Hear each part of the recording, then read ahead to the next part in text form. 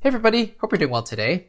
So in this video, I wanted to share with you a little secret that I use to get really cool movement and motion in my tracks, even though I already have some rhythmic elements. But this tip will kind of help you to not make everything static, and it'll actually build a little bit of interest in what you're doing.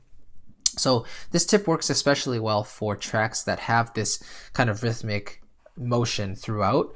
And the example I'm going to show you is from a new track I'm working on at the moment. So let me just play you the intro and then I'll show you what exactly this is. So here we go.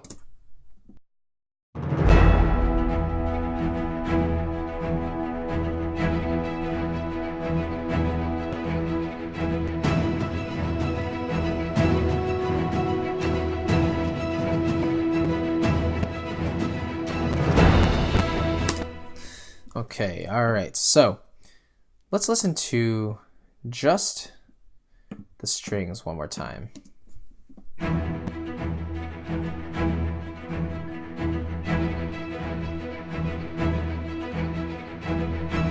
So do you notice anything in the low string rhythm? Let me just play that by itself.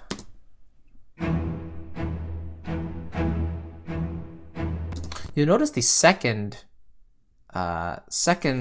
bowing is actually not on a strong beat, and that's because I'm using a syncopated rhythm.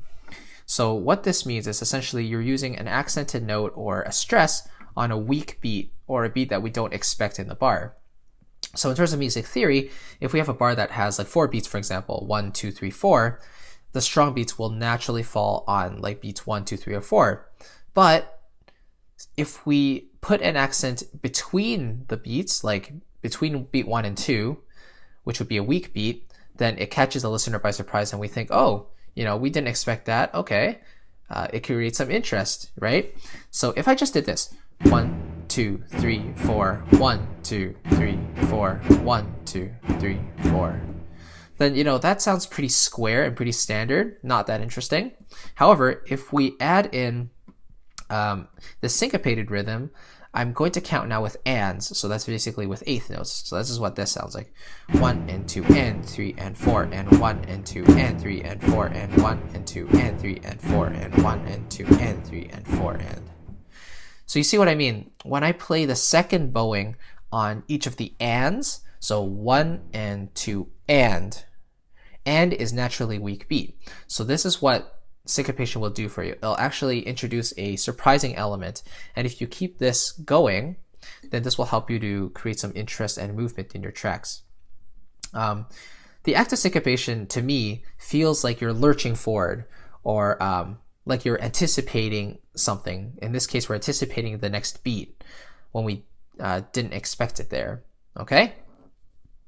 Because classical music is heavily based on standard beats and keeping everything in time properly. Jazz, on the other hand, is filled with syncopation. That's why jazz feels so improvisatory and free-flowing. So incorporating a bit of syncopation into your music is always a good idea, I think. And so I did this in the rhythmic underpinning for the low strings here. And meanwhile, my other strings are basically doing a basic string ostinato. I love ostinatos. But the main message of this video is to consider doing syncopations in your rhythms and not keeping them all on the strong beats all the time. So that's pretty much it. If you have any questions, please let me know. But I thought this was important to share just because a lot of music does sound pretty standard, and it's because they don't have that much variation in the rhythm. So, that definitely helps, I think. Like I said, build some interest and just keep the listener hooked and listening for more. So in any case, thank you so much for watching, and I hope you enjoyed. Let me know if you have any questions, and until next time, see you in the next video. Bye.